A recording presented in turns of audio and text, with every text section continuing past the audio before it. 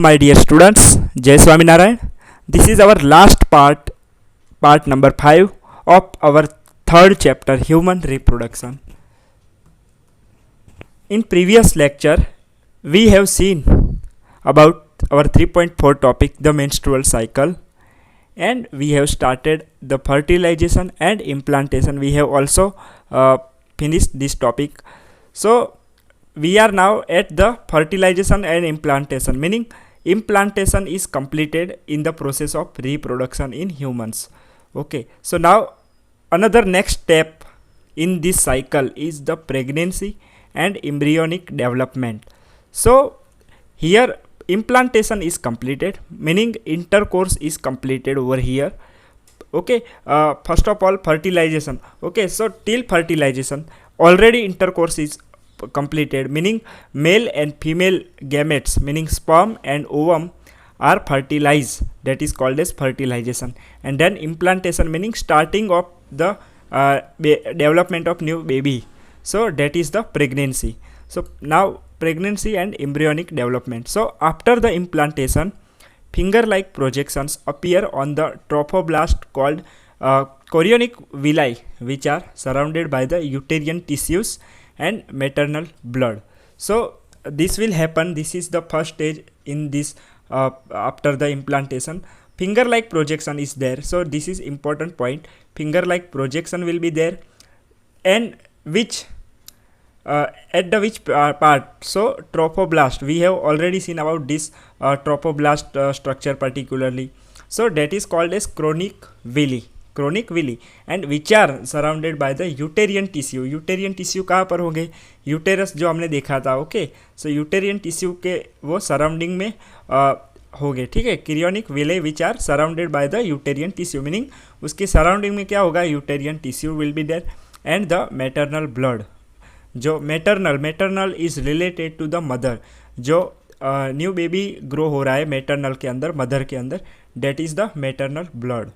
So the chorionic villi and uterine tissue become the interdigitated with the each other and joint, and they form the structural and functional unit between the developing embryo. So this is the further development of new embryo, that is also called as fetus. Fetus मतलब जो अभी new baby जो अभी उसका development start हो रहा है, that is just fetus. So this chorionic villi and uterine tissue, they will become the interdigitated, meaning they will combine, they will join each other with each other and jointly form a structural and functional unit. This is the unit that is called as fetus. So structural and functional meaning they will give the structure also, and they have particular function also. That is the structural and functional unit between the developing embryo and maternal body, meaning maternal body is mother. So here mother and foetus के बीच में ये structural and functional unit जो बन रहा है. Okay, so that is the thing. So that is called as placenta. Figure 3.12 we will see that is the placenta. Very very important definition. Placenta क्या होती है? सो मैटरनल जो भी मदर के न्यूट्रिएशन होते हैं वो इम्ब्रियो मतलब कि जो फीटस डेवलप हो रहा है उसमें कैसे ट्रांसफ़र होंगे. So that is by the placenta. Here this is okay stated here clearly. jointly meaning वो दोनों joint कैसे होते हैं? मैटरनल की बॉडी एंड फीटस की बॉडी joint होती है. that is the structural and functional unit placenta. okay, so here you can see placenta villi and you can see here this is the embryo. ये embryo अभी जो develop होना start हुआ है just fertilisation के बाद, इम्प्लांटेशन के बाद. अभी ये जो एम्ब्रियो है वो आगे जाके न्यू बेबी में कन्वर्ट होगा, न्यू बेबी में ग्रो होगा. So you can see here ये यूटेरस है. Okay, this is the cavity of uterus and umbilical cord with its vessels. So this is umbilical cord. ये जो आफ्टर द डिलीवरी के बाद ये जो अम्बिलिकल कोड होती है वो कट की जाती है मदर से. So that is the thing. And placental villi is there. So minute hair-like structure and small hair-like structure you can see here. Okay, so the human fetus within the uterus. So this is the case. Now, the placenta facilitate the supply of oxygen and nutrients. As I told earlier कि placenta का काम क्या होता है, maternal body से fetus को nutrition पहुंचाना. So, facilitate the supply of oxygen as well as nutrients to the embryo, and also removal of carbon dioxide and excretory, or we can say the waste material produced by the embryo. Embryo का development हो रहा है, मतलब वो oxygen भी ले रहा है, कार्बन डाइऑक्साइड छोड़ रहा है, देन न्यूट्रिएंट भी वो ले रहा है एंड वेस्ट मटेरियल निकाल रहा है. सो उसका एक ही वे कौन सा होगा, जो होगा प्लेसेंटा, जो मैटरनल के थ्रू वो वेस्ट मटेरियल बाहर निकालेगा एंड कार्बन डाइऑक्साइड भी बाहर निकल रहा है, उसी वे से वो ऑक्सीजन भी लेगा एंड न्यूट्रिएंट्स भी लेगा. तो placenta, the placenta is connected to the embryo through an umbilical cord. As I told, umbilical cord जो होती है वहीं से प्लेसेंटा आगे जॉइंट होता है, which helps in the transport of substances to and from the embryo, meaning one way. यहाँ पर एक ही रास्ता है दोनों के लिए, both side, for the both side, जाने के लिए और आने के लिए एक ही रास्ता है. So placenta also act as the endocrine tissue and produce the several hormones like human chorionic gonadotropin HCG, human placental lactogen HPL, estrogens and progesterone. So these are the hormones की जो प्लेसेंटा के through secrete होते हैं. So placenta here also act as the endocrine tissue. हमें जैसे मालूम है कि there are so many endocrine glands in our body कि जो कुछ ना कुछ हॉर्मोन्स रिलीज करते हैं, लाइक इंसुलिन है and etcetera. So here placenta also secrete such hormones like human chorionic gonadotropin HCG, human placental lactogen, estrogen and progesterone. So these are the 4 hormones. In the later phase of the pregnancy, a hormone called as relaxin is also secreted by the ovary. Ovary क्या करेगी, relaxin hormone secrete करेगी pregnancy के थोड़े time बाद. So let us remember that HCG, HPL and relaxin are produce in the women only during the pregnancy. This is the very very important point कि ये जो 3 hormone है HCG, HPL, relaxin, वो सिर्फ pregnancy के during ही that will be produce. उसके बाद अगर प्रेगनेंसी नहीं है तो वो हार्मोन प्रोड्यूस होना बंद हो जाएंगे. That will stop, that will inhibit the releasing. So keep in mind and remember this thing. In addition during the pregnancy the levels of other hormone like the estrogen, progesterone, cortisol, prolactin, thyroxine etcetera are the increase several fold in the maternal blood. कि pregnancy के साथ साथ this all hormones are increase in level, several fold, increase in the several fold in the maternal blood. जो mother का blood है उसमें ये सारे हार्मोन का लेवल जो है that will be higher. Estrogen, progesterone, cortisol, prolactin, thyroxine. So ये सभी हार्मोन मदर के जो ब्लड होगा उसमें वो बढ़ जाएंगे, उसका लेवल बढ़ जाएगा during the pregnancy. Now increased production of this hormone is essential for supporting the fetal growth, metabolic changes in the mother and maintenance of pregnancy. So what is the role of these hormones? कि ये hormone बढ़ तो गए हैं maternal के blood के अंदर, but क्यों बढ़ गए, what is the role behind it? So this increased production will be essential for supporting the foetal growth. जो बच्चा डेवलपमेंट हो रहा है, ग्रो हो रहा है बच्चा, उसके लिए ये ज़रूरी है. एंड मेटाबॉलिक चेंजेस जो भी हो रहे हैं मदर के अंदर उसके लिए, and maintenance of pregnancy, pregnancy को मेंटेन रखने के लिए भी ये हार्मोन्स जरूरी है. Estrogens, progesterone, cortisol, prolactin and thyroxine and etcetera. So immediately after the implantation, the inner cell mass, that is embryo, differentiate into an outer layer called as an ectoderm. So here remember this thing, outer layer is the ectoderm and inner layer is the endoderm. Endoderm versus ectoderm, meaning inner layer versus outer layer. So immediately after the implantation, the inner cell mass जो भी embryo है वो differentiate 2 layers में हो जाएगा. Okay, ectoderm and endoderm. So a mesoderm soon appears between the ectoderm and endoderm. So उसके बाद तुरंत ही मेसोडर्म भी हमको दिखेगा. मेसोडर्म जो होगा वो एंडोडर्म एंड एक्टोडर्म के बीच वाला होगा, middle. Meso is called as middle. So this 3 layers give rise to all tissue in the adult. कि ये ऑल दिस ये we have already seen in 11th biology कि जो एनिमल्स का जो क्लासिफिकेशन होता है. सो एनिमल के क्लासिफिकेशन में ये चीज़ भी देखी जाती है कि उनकी जो कैविटी होती है, बॉडी कैविटी. सो ये जो तीनों लेयर्स है that will the decide the all the tissue जो ऑर्गन के जो भी टिश्यू है वो सब एडल्ट के अंदर बनेंगे, उसमें वो 3 layers that will essential for it in the adult future. So जब भी बच्चा डेवलप होके that will delivered, so layers this 3 layers give rise to the all tissue. जो भी ऑर्गन्स हमारी बॉडी में प्रेजेंट है अभी, वो सब इन्हीं की देन है, mesoderm, ectoderm, endoderm. So it needs to be mentioned here that the inner cell mass contains the certain cells called as stem cells, which have the potency to give rise to all the tissues and organ. Very very important point here also, and in future you can in colleges and all these things, the stem cell is very very important topic for you. So stem cell का मतलब क्या होता है, आप अभी से उसको note कर लीजिए। स्टेम सेल की डेफिनेशन ये होती है कि स्टेम सेल्स ऑलराउंडर है। ऑलराउंडर है मतलब वो बॉलिंग भी कर सकते हैं, बैटिंग भी कर सकते हैं, फील्डिंग भी कर सकते हैं, एवरीथिंग। ऑलराउंडर किसको बोलते हैं, विकेट कीपिंग ही कर सकते हैं। सो स्टेम सेल्स भी यहाँ पर वही काम करते हैं, विकेट कीपर, ऑलराउंडर, मतलब बॉलिंग, बैटिंग सभी में, fielding, stem cells are the expert. So stem cell का काम क्या होता है हमारी बॉडी में और एनी एनिमल बॉडी के अंदर, so which have the potency to give rise to all tissue.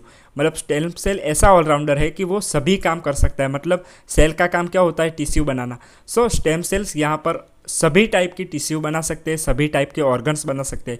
अगर बॉडी में स्टेम सेल्स है तो वो किसी भी जो टिश्यू की ज़रूरत है तो वो वहाँ से बन सकती है। So it needs to be mention here that the inner cell mass contents the certain cells of stem cells also. So inner cell mass के अंदर ये मेसोडर्म, एक्टोडर्म एंड एंडोडर्म है। उसके साथ साथ स्टेम सेल्स भी होते हैं कि जो बच्चे के अंदर टिश्यू एंड ऑर्गन जो नए बनेंगे उसमें हेल्प करेंगे। So very very important stem cells. What are the major features of embryonic development at various months of pregnancy? So as we know, the human pregnancy lasts 9 months. Human में जो pregnancy होती है वो 9 महीने तक होती है, 9 months. Okay, so do you know for how many months pregnancy last in the dogs, elephants, cats? Find out immediately. Okay, just look around you कि डॉग्स के अंदर, एलिफेंट्स के अंदर एंड कैट्स के अंदर, यू कैन गूगल ऑल्सो कि उनमें ये प्रेगनेंसी का मंथ्स कितने होते हैं, कितने मंथ्स की प्रेगनेंसी होती है। अगर ह्यूमन में 9 मंथ की है तो डॉग्स, एलिफेंट्स, कैट्स, ऑल आपको जिस एनिमल में इंटरेस्ट है you can find out. So in human being, after the 1 month of pregnancy, the embryo's heart is formed. So this is very important point कि 1 month की जो pregnancy होती है humans being में, उसमें क्या होता है, एम्ब्रियो का हार्ट बनना शुरू होता है। एम्ब्रियो का हार्ट बन गया है यहाँ पर। The first sign of growing fetus may be notice by the listening to the heart sound carefully through the stethoscope. So आपको पता कैसे चलेगा, आप घर पे तो चेक नहीं करेंगे कि बच्चे का हार्ट बना है या नहीं बना है। सो आप डॉक्टर के पास जाओगे, अगर 1 मंथ की प्रेगनेंसी है तो that patient will go to the doctor and doctor will check through the stethoscope कि उसकी जो हार्ट की साउंड है वो that can listen. So stethoscope की हेल्प से वो हार्ट का साउंड सुन सकेगा। That is the first sign of growing foetus, कि वो फीटस ग्रो हो रहा है, उसका फर्स्ट साइन है within the 1 month. Then by the end of the second month का एंड हो रहा है प्रेगनेंसी का, the foetus develops limbs and digits.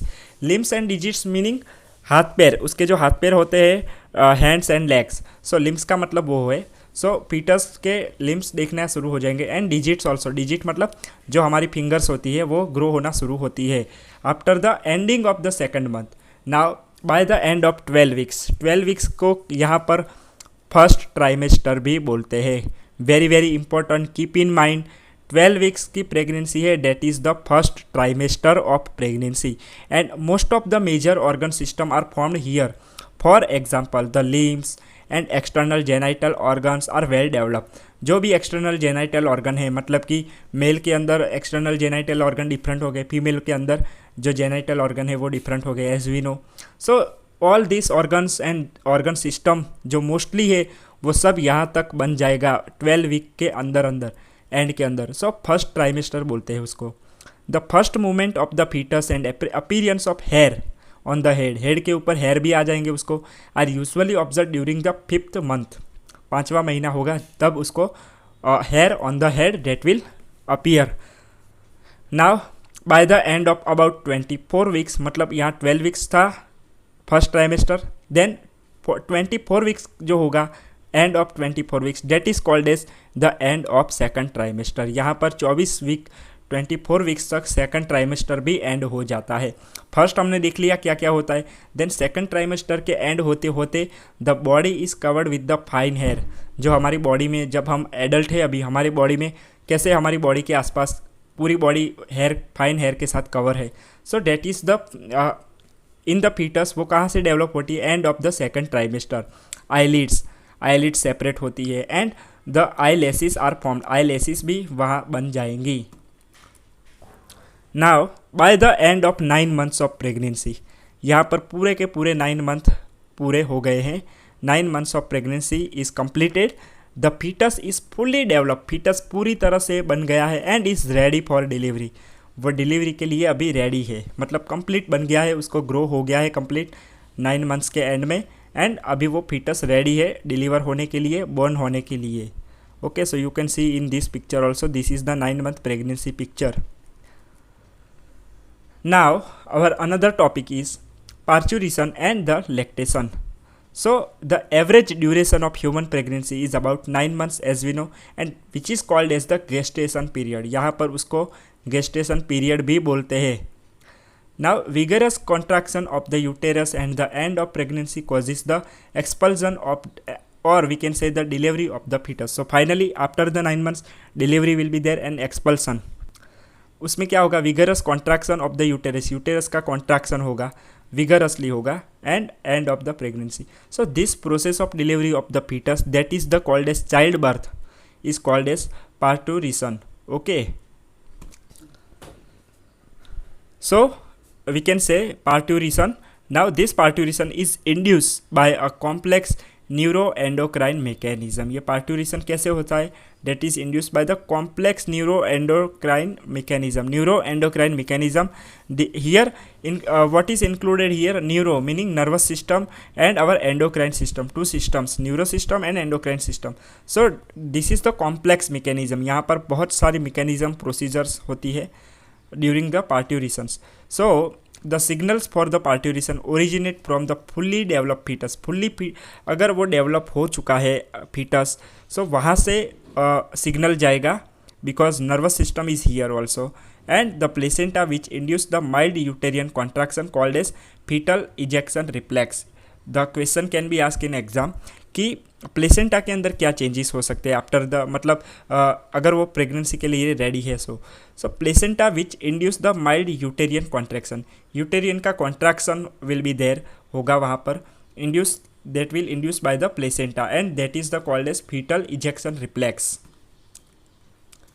This triggers the release of oxytocin. यहाँ पर ऑक्सीटोसिन हार्मोन रिलीज होगा from the maternal pituitary, pituitary gland से ही होता है ऑक्सीटोसिन रिलीज। सो जो मदर की जो पिट्यूटरी ग्लैंड है वह से ऑक्सीटोसिन रिलीज होगा। So this oxytocin will act on the uterine muscles, uterine muscles पे वो एक्ट करेगा ऑक्सीटोसिन जो रिलीज हुआ है मदर के द्वारा, and that will cause the stronger uterine contraction, meaning uterine को वो एकदम कॉन्ट्रैक्ट कर देगा, उसको एक प्रेशर क्रिएट करेगा। So which is turn stimulate the further secretion of oxytocin. So ज़्यादा, जितना ज़्यादा कॉन्ट्रैक्शन होगा सो स्टिम्युलेट ज़्यादा होगा, ऑक्सीटोसिन ज़्यादा से ज़्यादा सिक्रीट होना शुरू करेगा। The stimulatory reflex between the uterine contraction and oxytocin secretion continues resulting in the stronger and stronger contraction, मतलब ज़्यादा से ज़्यादा ऑक्सीटोसिन सिक्रीट हो रहा है, ज़्यादा से ज़्यादा ऑक्सीटोसिन रिलीज हो रहा है, and that will finally result in the stronger contraction, contraction pressure ज़्यादा से ज़्यादा क्रिएट होगा। कहाँ पर, जो उसका यूटेरस है वहाँ पर, यूटेरस के अंदर क्या है, ये फीटस हमारा जो डेवलप हो रहा है वो। This leads to the expulsion of the baby out, baby को आउट करने के लिए ये हेल्प करेगा, because 9 months completed here, so baby का बाहर आना जरूरी है। So this leads to the expulsion of the baby out of the uterus through the birth canal, that is the parturition. Okay, so यहाँ पर फाइनली जो new baby है वो बर्थ कैनाल के थ्रू बाहर आ जाएगा, and soon after the infant is delivered. यहाँ पर you have to remember this thing, infant किसको बोलते हैं, जो बच्चा नया बर्थ हुआ है जिसका, that is called as infant, and जो वॉम्ब के अंदर, मदर के वॉम्ब के अंदर जो डेवलप हो रहा है, that is called as foetus. Foetus किसको बोलते हैं, इन्फेंट किसको बोलते हैं, you have to remember this all things. So infant is delivered here, and soon after this delivery the placenta is also expelled out of the uterus. मैंने पहले ही आपको बोला था कि प्लेसेंटा को कट किया जाता है, सो प्लेसेंटा भी बाहर आती है यूटेरस से। And what do you think the doctors inject to the induced delivery? Okay, so this question is for you. What do you think the doctors inject to the induced delivery? कि doctors ऐसा क्या inject करते हैं कि delivery हो? So this is very easy, you can say. हमने आगे देखा है कि हियर ऑक्सीटोसिन जो होता है वो बार बार रिलीज होता है, that will contract the uterus. So you have to think this.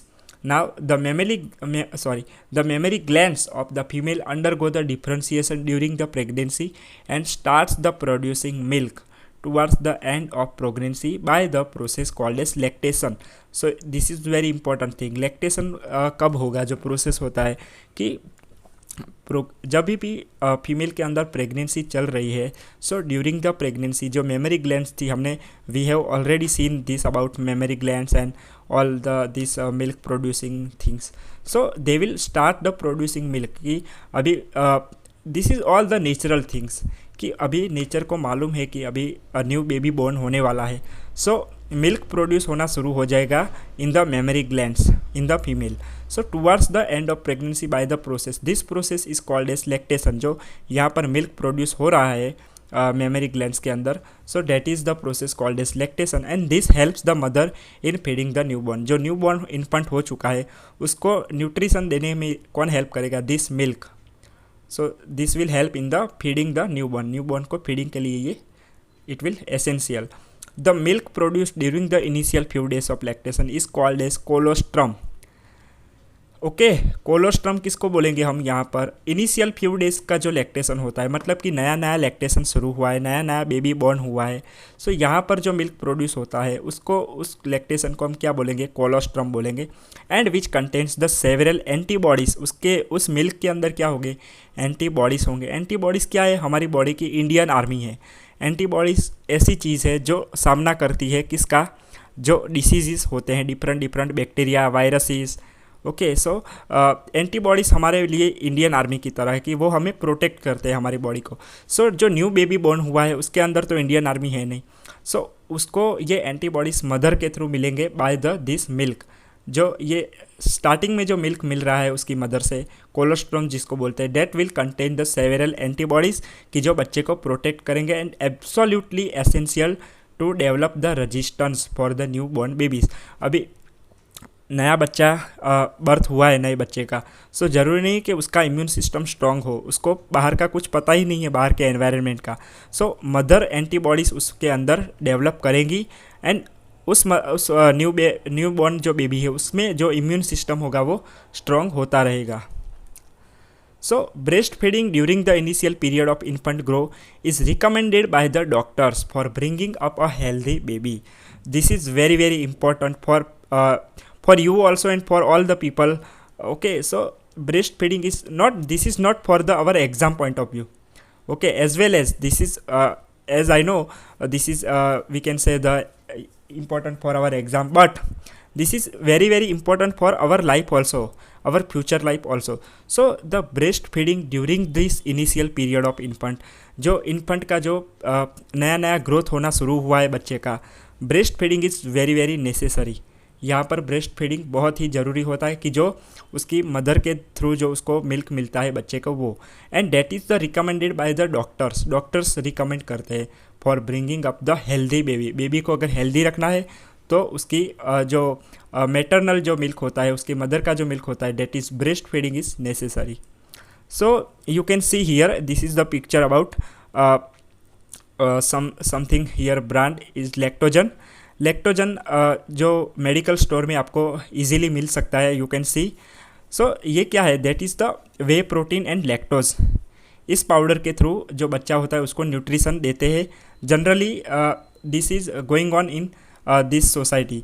So here what is the important for you is here कि इम्पोर्टेंट नोटिस, कोई भी ब्रांड अगर होगी, कोई भी प्रोडक्ट बेच रही है कि जो ब्रेस्ट फीडिंग के जो होती है उसमें जो हेल्प करता है, सो उन लोगों को इम्पोर्टेंट नोटिस लिखनी पड़ती है। यहाँ पर इम्पोर्टेंट नोटिस लिखी हुई है कि mother's milk is best for your baby.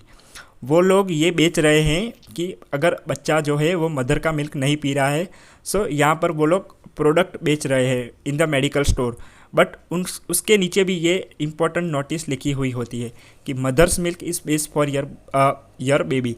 महत्वपूर्ण सूचना, माँ का दूध आपके बच्चे के लिए सर्वोत्तम है। सो वो लोग ये बेच रहे हैं तो भी उनको ये नोटिस लिखनी पड़ती है, because this is very important. Breast feeding during the initial period of infant is recommended by doctors, and this is also important, so you have to remember these all things. Okay, so here our chapter 3rd is completed, human reproduction is completed. Now in next video we will start our new chapter, chapter number 4, reproductive health, in particularly in animals. So health जो होती है reproduction के दौरान, during the reproduction, we will start in our next video. Thank you. जय स्वामीनारायण.